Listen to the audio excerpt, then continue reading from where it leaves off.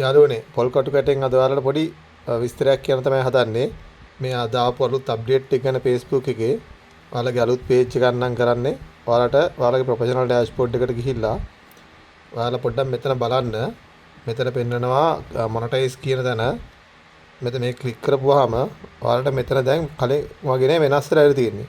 කලින් නම් මෙතන තිබ්බා ක්‍රයිටීරියාස් 6ක් කම්ප්ලීට් කරන්න කියලා.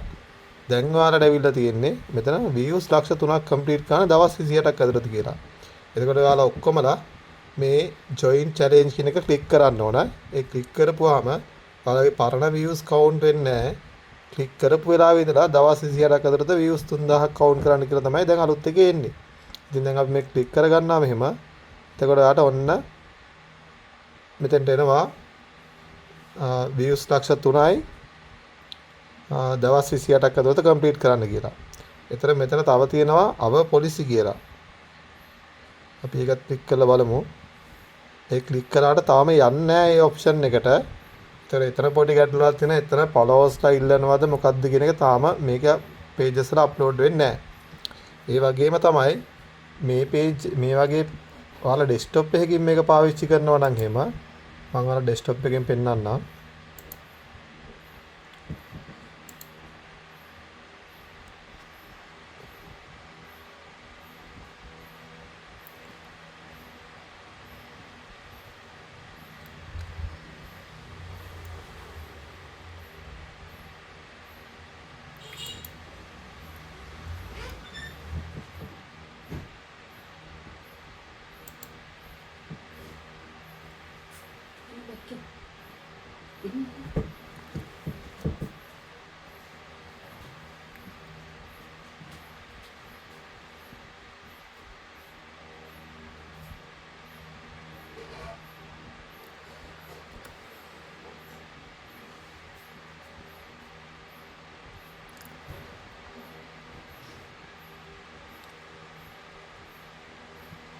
ඩෙස්ක්ටොප් එකට ගිහිල්ලා පාවිච්චි කරද්දී මේකේ අපි එතන ඉන්සයිට් වලට ගියපුවාම මේකෙත් යටින් පෙන්නනවා